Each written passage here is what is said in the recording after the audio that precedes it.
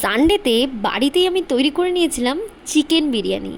তো আজকের ব্লগে আমি তোমাদের সাথে শেয়ার করব সেই রেসিপিটাই।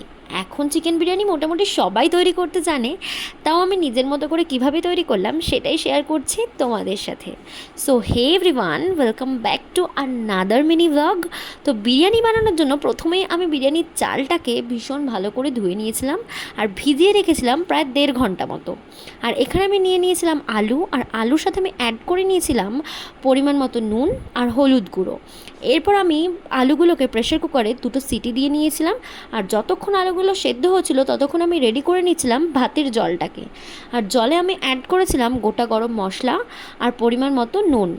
তারপর জলটা সামান্য পরিমাণ গরম হয়ে এলে আমি অ্যাড করে দিয়েছিলাম চালগুলোকে, আর ভাতটা একটু শক্ত থাকতে নাবিয়ে ফেলতে হবে। এরপর আমি বেরেস্তা তৈরি করার জন্য কড়াইতে তেল দিয়ে তার মধ্যে দিয়ে নিয়েছিলাম কুচনো পেঁয়াজ। আর পেঁয়াজটা ফ্রাই করার সময় গ্যাসের ফ্লেমটা একদম মিডিয়ামে রেখেছিলাম, হাইতে রাখলে পুড়ে যাওয়ার চান্স থাকতো বেরেস্তাটা। আর পেঁয়াজের সাথে আমি অ্যাড করে নিয়েছিলাম পরিমাণ মতো নুন, আর তারপর মিডিয়াম ফ্লেমে বেরেস্তাটাকে আমি বেশ কিছুক্ষণ ফ্রাই করে রেডি করে নিয়েছিলাম। এরপর আমি ফ্রাই করে নিয়েছিলাম সেদ্ধ করা আলুগুলোকে, আর এখানে আমি নিয়ে নিয়েছিলাম চিকেন, যেটা আমি বিরিয়ানিতে দেবো। তো চিকেনের সাথে আমি অ্যাড করেছিলাম প্রথমেই কিছুটা পরিমাণ ভিনিগার, আর তার সাথে আমি অ্যাড করে নিয়েছিলাম নুন, ধনে গুঁড়ো, জিরে গুঁড়ো আর হলুদ গুঁড়ো। আর তার সাথেও অ্যাড করে নিয়েছিলাম আমি বিরিয়ানি মশলা। এরপর আমি এই চিকেনে দিয়ে নিয়েছিলাম ফ্যাটানো টক দই, আর সমস্ত উপকরণগুলোকে খুব ভালো করে ম্যারিনেট করে নিয়েছিলাম চিকেনের সাথে। আর তারপর প্রায় 8 ঘন্টা মতো আমি চিকেনটাকে চাপা দিয়ে রেখে দিয়েছিলাম। এরপর আমি গ্রেভিটা তৈরি করে নেওয়ার জন্য কড়াইতে তেল দিয়ে তার মধ্যে দিয়ে নিয়েছিলাম পেঁয়াজ কুচি, টমেটো কুচি, কাঁচা লঙ্কা। এই সমস্ত জিনিসগুলো ফ্রাই হয়ে এলে আমি অ্যাড করেছিলাম আদা রসুনের পেস্ট, আর তারপর আমি অ্যাড করে নিয়েছিলাম নুন, লঙ্কা গুঁড়ো, ধনে গুঁড়ো, জিরে গুঁড়ো আর হলুদ গুঁড়ো। আর তার সাথে আমি অ্যাড করেছিলাম বিরিয়ানি মশলা। আর তারপর মশলাটা একটু কষিয়ে নেওয়ার পরে আমি অ্যাড করেছিলাম চারমগজ আর কাজু বাদামের একটা পেস্ট, আর দিয়ে নিয়েছিলাম ফ্যাটানো টক দই।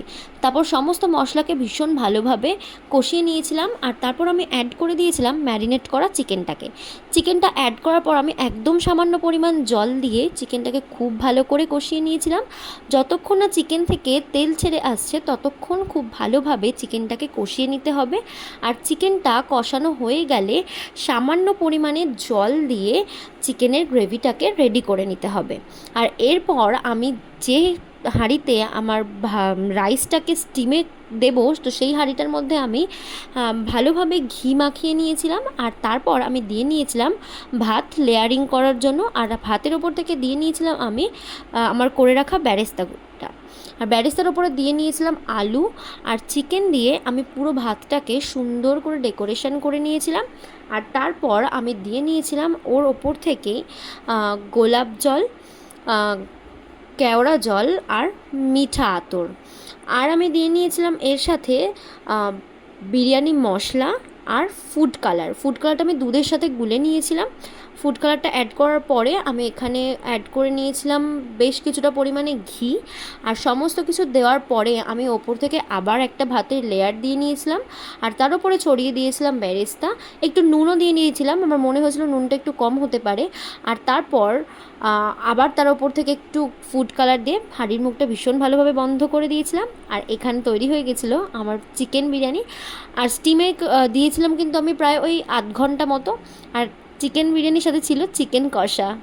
সো এই ছিল সানডের দুপুরের খাবার আমার। আর ভিডিওটা ভালো লাগলে অবশ্যই কমেন্ট করো আর লাইক করো। আজকে ব্লগটা এখানেই শেষ করলাম।